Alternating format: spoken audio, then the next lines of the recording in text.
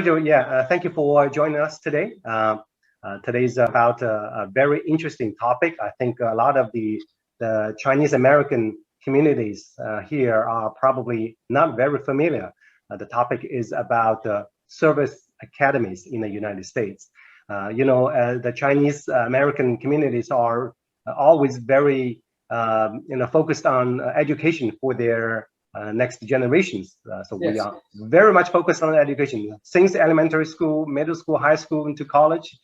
My understanding is, not many Chinese Americans are looking into service academies, and because they are not familiar with those service academies, or maybe they have some concerns about going to service academies.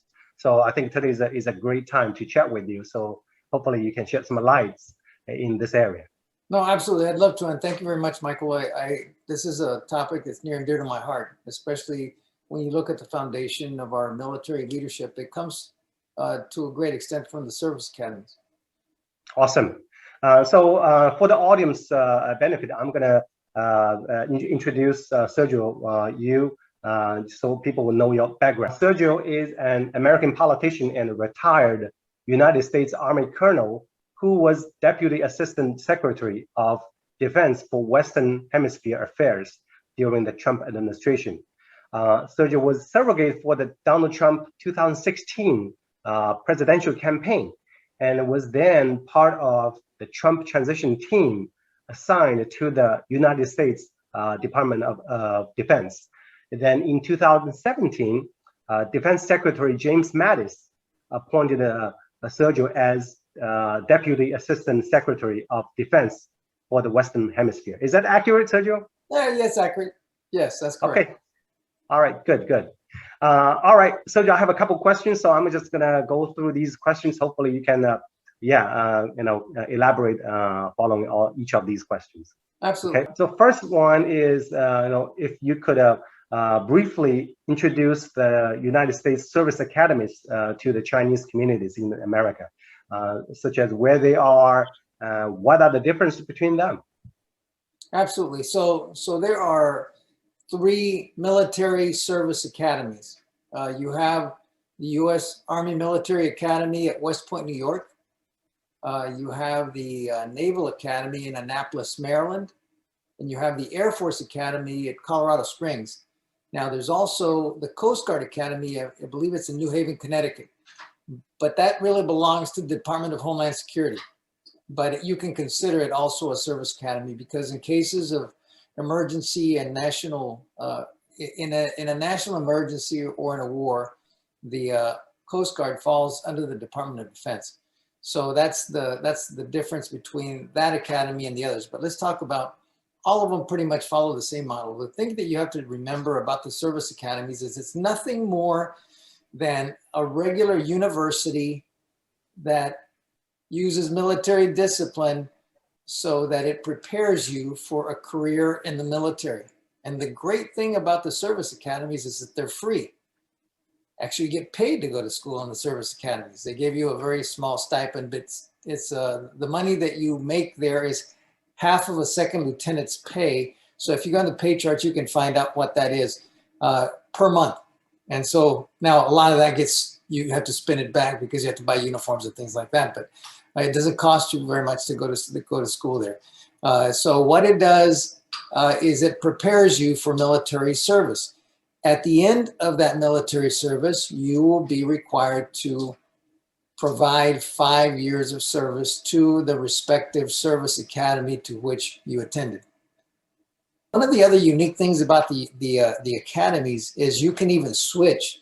If you can find someone after you finish your 4 years and you want to switch service, as long as you find somebody from another service that wants to switch with you, you can switch services. I've had several friends that have switched services. One started out in the Air Force Academy and decided that he wanted to be a SEAL, and so he switched to the Navy once he got commissioned.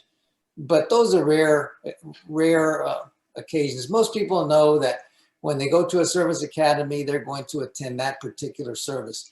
Now, one of the things that's unique about the academies is that you can go the first 2 years and there's no commitment. If after those, if before those 2 years you decide this isn't what you want to do, then you owe nothing. You can step away and you can pursue another career, or you can find another university that you wish to attend, and there's no commitment. But in the beginning of your junior year, if you decide to stay, then you will be required to finish out the 4 years, and you will have a mandatory 5-year commitment to whatever service that academy commissions you to. That's it. That's a very good information to know, Sergio. Now, after the kids graduate from these service academies, what are the career paths ahead of them? You're going into the service. So let me tell you a little bit about the curriculum that goes to these service academies. They emphasize math and engineering to a great extent. So when you go into the service academies, you're going to come out with a degree in general engineering. If you want to be a specific engineer, electrical, mechanical, civil, however, you need to finish up a few other classes and be certified in those engineering fields. But the emphasis has always been on math and engineering. That's the emphasis. That doesn't mean that you can't major in something else. Many students do, but there will be requirements to be able to do significant classes in both math and science and engineering. What you want is a well-rounded individual and somebody that has a good understanding of math, science, and the humanities. So that's the way the service academies are designed. The other thing that's unique, and I mentioned that you need that it's done. It's a civilian university with military discipline. Most universities typically require you to take 15 hours of course study. At the military academies, you do 21. So because you have that military discipline, every student is taking an overload. So you're required to take more classes while you are there. And during the summers, and depending on what year you're in, between say your freshman and your sophomore year, there's events and opportunities for you to do other exchanges during the summertime. They don't just let you go home. You get a small vacation, but it's not like a typical college student. And then the same thing happens when you go from your sophomore to junior year. If you go to West Point, you're afforded the opportunity to go to airborne school, for example. You jump out of planes, or you go to air mobile school, which means that you jump out of helicopters on a rope. I went through airborne and ranger school as a cadet, but I went through the ROTC program, but it was between my junior and senior year. So between your junior and senior year at the service academies, they have other programs where you can attend perhaps programs in another country or within the United States or abroad, where you serve as what we call a third lieutenant, which is nothing more than being a lieutenant's assistant, so that you can get a feel for what it is to be in the regular service. So you're well prepared by the time you finish the service academies to go into any of the military services. Okay, that's interesting, Sergio. So as parents, should we once our kids go to service academy, should we expect not to see them a lot in those 4 years? Because even in the summer, they only come home very briefly. That is correct. So they will not be coming home like the standard, you're coming home all summer. You will not. There will be events planned for you during that summer. You do get a summer break, and you do get to go home. And the more you stay in, the more liberty you're allowed. But as a freshman and as a sophomore and as a third year, you're increasingly getting more time to yourself. Your freshman year, you're going to get very little time to yourself. I see. And one of the things that you're taught while you are there is how to perform the duties of an enlisted man and as an officer. So you have certain tasks that you're required to do as you increase your level of responsibility, and the more you go up in grades. So you're expected to be somebody that's in a formation, and then you're going to be somebody who's in charge of a squad. That's a few of your fellow cadets. So you get to get trained on the leadership skills. Is that right? Correct. You use formations as a way to train people on leadership, and you're taught leadership the entire time that you're there. Leadership is what the service academies are all about, and you implement that leadership skill by making sure that you're in formation, that you are a part of a group within a formation. Then eventually, if you are the #1 cadet, you're in charge of the entire cadet corps. So depending on how well you do, you're authorized or you're given more responsibilities. And the other thing is that academics are highly prized.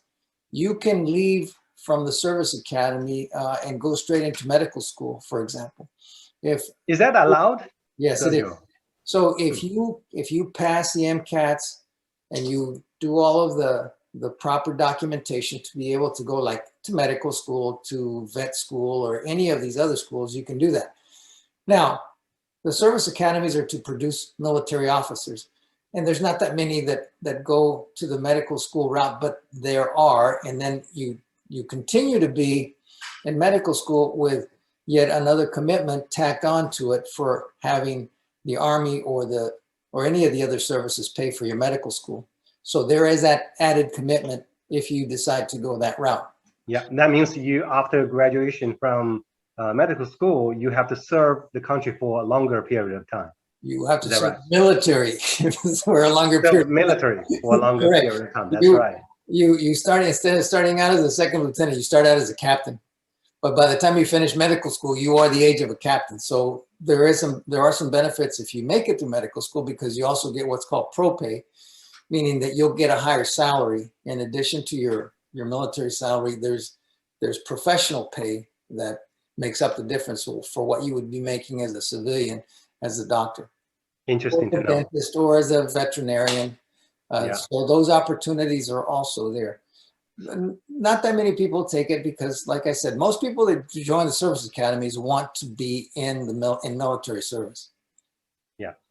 Sergio, you mentioned the leadership. So now that leads to my next question in terms of what type of kids are suitable to go to service academies, because we know the suitability is the key. If your kids are good with the leadership, maybe they should consider service academy. So what kind of kids do you think should consider service academy in general?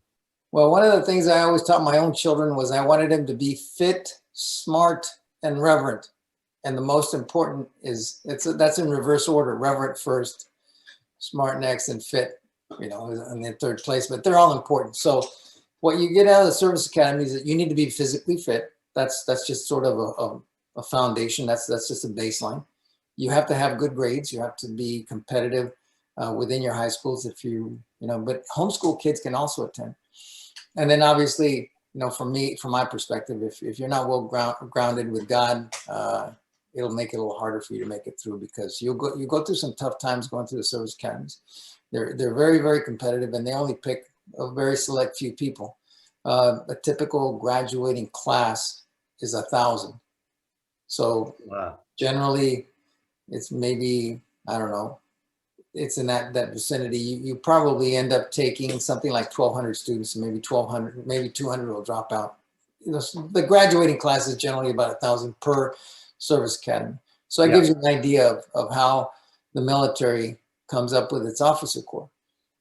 So, and then that's what I heard. The selection criteria is very high, and the admission ratio is extremely low. It's very similar to the other Ivy League schools. Correct. It's very close. So the other thing that you've got to do is you have to make your application early on. One of the things that I recommend is, say your first semester, your junior year in high school, start looking at summer camps for the service academy. So you apply to a summer camp, and they make that selection process in your second semester of your junior year, and you're selected, say by April of the end of your junior year. And then that summer, you go to either West Point or Annapolis or Colorado Springs. And what they do is put you into a mini service academy setting where you get a standard little uniform, you get a t-shirt, you get your physical fitness shorts and stuff like that. And then you go and they give you a taste of what it is to be at the academy. Typically, if you make it through that, about 70% of those that apply to that summer camp will get in. One of the other things that is that you have to be aware of also is you've got to make sure that you're physically fit. And what I mean by physically fit, you make sure that your eyes are as close to 20/20 as possible. That doesn't necessarily keep you out, but there's some stipulations on how correctable your vision can be. And I say that because my son failed. He had everything down. He had the leadership skills. He had the grades. He had everything. He went to the summer camp, and what kept him out was his eyesight was not within the limits that the service academies will allow you to have. And part of that reason is because when you're at the service academies, you have to box. That's part of the class curriculum. You put on a helmet, but if you get punched in the face, they're concerned that if you get hit too hard and your eyesight's not that good, you could have a torn retina or something like that, and they don't want to take that kind of responsibility. But you got to make sure that you pass the physical exam, you don't have any allergies, or you have anything that's going to keep you out that's physical. But the academics and is very important. Leadership skill is very important, because you have to get a nomination from a congressman to be able to compete to get into West Point. So if you live in Northern Virginia, for example, there's a lot of kids here that are military, so it's even more competitive. If you live in other parts of the country, it's a little bit less, but every congressman gets their quota of how many people they can recommend by making a congressional recommendation. If you've been in the military, that gives you an advantage. In my case, I could also put in my military service as a way to show that I'm vouching for my son or daughter for those positions. Another great way to get the leadership points is to be a Boy Scout or a Girl Scout. You show that you've got the leadership skills there, and especially for boys, if you are an Eagle Scout, that gives you maximum points to be to meet that criteria as you go into the service academies. So you're going to find that there's a high level of Eagle Scouts within the service academies. Can you show leadership in other areas, such as in school sports? Absolutely. Yeah. Okay. Because not everyone's going to be a Boy Scout, but you've got to show what have you done that indicates that you have leadership capabilities. If you're in student council, if you're the president of a language club or a math club or a science club or something like that, that's also leadership skills. So all of those things come into play, and there's a whole litany of documentation that you can get. And then there's also recruiters for the service academies, and they're around. Once you get ready to apply, you can seek those people out, and they'll walk you through the process. Sergio, I'm going to ask the next question that is very interesting to the Chinese communities.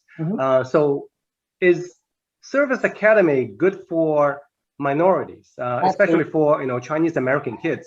And I no matter what the news says, I don't believe this country has a systemic racism, not in the military, but sometimes we do hear some stories that says officers of skin color do not get promoted as easily, and especially with the China and U.S. attention escalating further. Is this a good time for the Chinese American kids to go to service academies? No, without a doubt. We're all Americans. I came in at a different time. I joined the Army in 1978. I didn't go through the service academy. I went through ROTC, which produces the greatest number of officers, but the requirements are not quite as stringent as they are to the service academies, because you also don't get the same type of compensation where you go to school for free. But in my case, I served as a colonel in the U.S. Army, and I didn't have any problems. I mean, you're not going to be free of prejudices and things like that, but that's just life.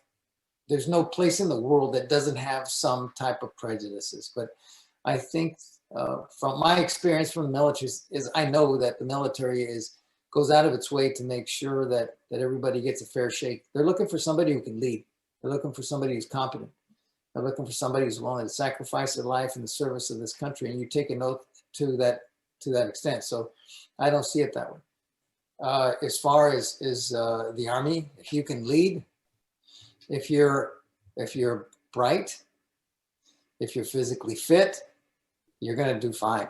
And I've had plenty of partners, or plenty of my buddies are of Chinese descent. I mean, obviously within the size of the community we have, you don't really have that many Americans of Chinese descent in the United States as a whole. I mean, it doesn't, Hispanics are a lot more, blacks are a lot more.